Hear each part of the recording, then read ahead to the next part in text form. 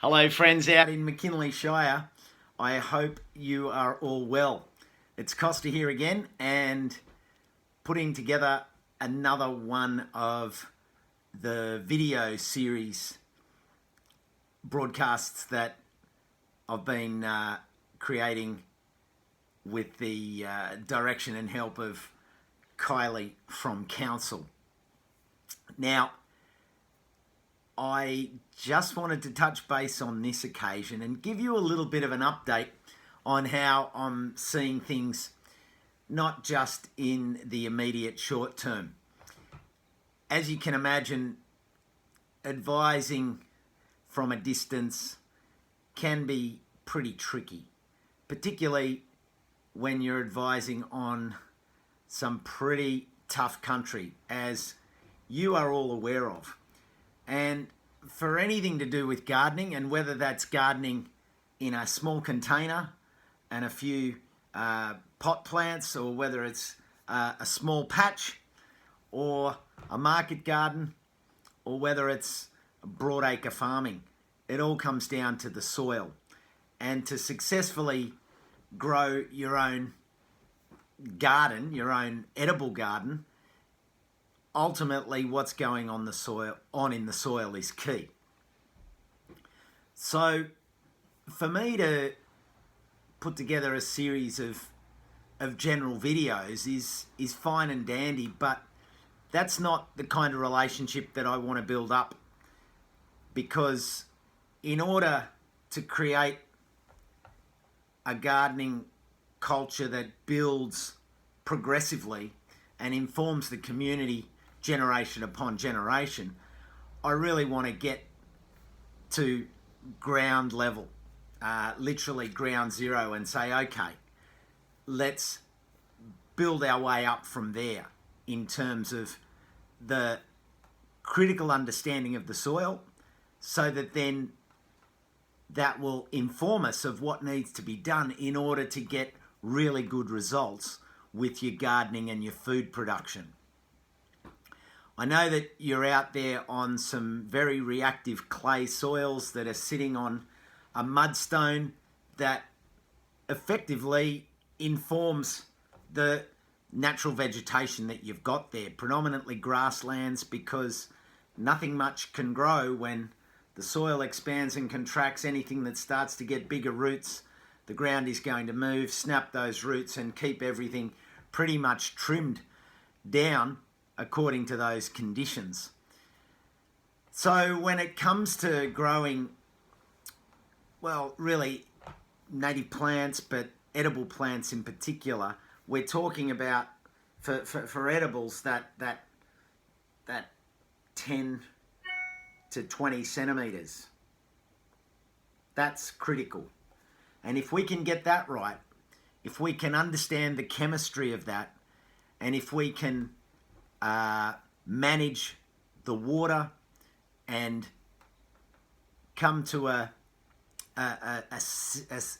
system where we can look at the soil and say, this is what needs to be done, then we can manage the water issues through quality soil. Quality organic microbial activity in the soil will help buffer the pH, particularly against the water. So my proposal, which I'm working on with Kylie, is that I'm in consultation and discussing this with a soil scientist and a regenerative agriculture specialist. Bruce Davidson is a soil scientist, and Kim Cruz from up your way at Walkerman, up in the Atherton.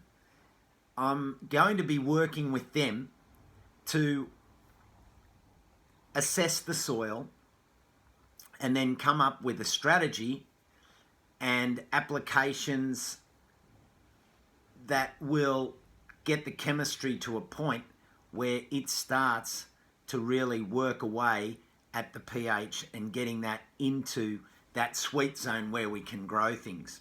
In order to achieve this, what my plan is that we will get some soil tests done in a couple of places. Kylie and I are working on where that will be. One of them will be the school, so that we can really establish some great gardens at the school, be that not just edible, but particularly biodiversity and habitat gardens and screening, so that we can get the soil right in order to grow plants, to create that wind protection, that microclimate protection that we need in order to then grow other things. So we're going to do one soil test there, and then there will be a couple of other ones. They will then be analysed, and as a result of that analysis, we'll work at the soil in those locations, take records, look at what the conditions were, look at where the pH was, look at where the mineral deficiencies and the mineral excesses were, where the non-accessibility was, because as pH shifts, that effectively limits the access to certain minerals at different pH. So it's not a case of certain things not being there, it's just that you can't get them. And I use an analogy. It's a bit like a supermarket. Everything's in there, but certain aisles are closed off. So as we manage the chemistry and manage the pH and build that microbial activity, we'll then be able to start to see results. And that's the main thing. So I'm looking at it in terms of the next few years as a process, that we can come up with these guidelines that people can then apply at certain rates to their soil, and we can start to look at the results.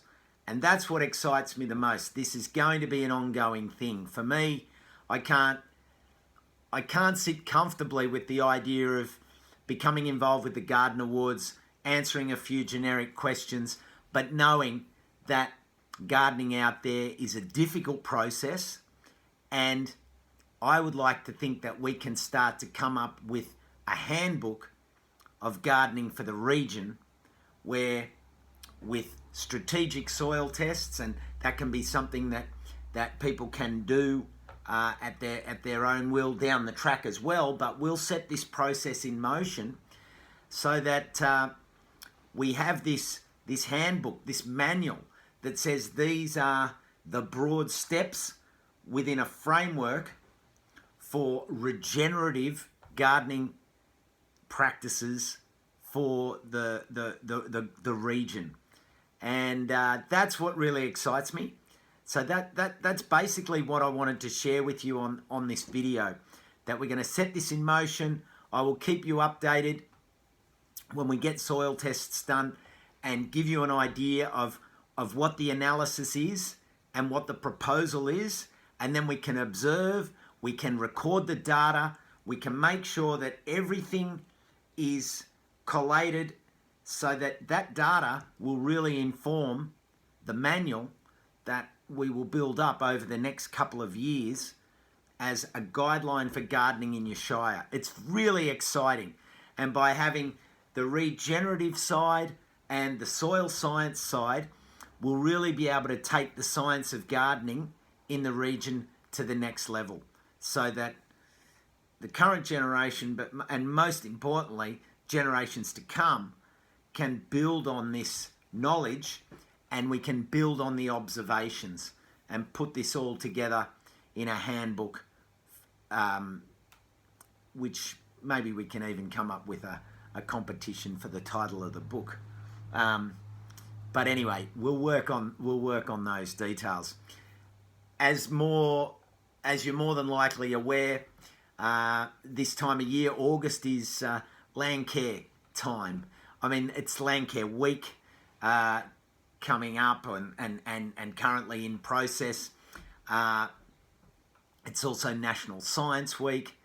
And all of these things are critical, because if we're going to care for our land, it requires that wonderful edge of science with the care and the vision and the long-term plan through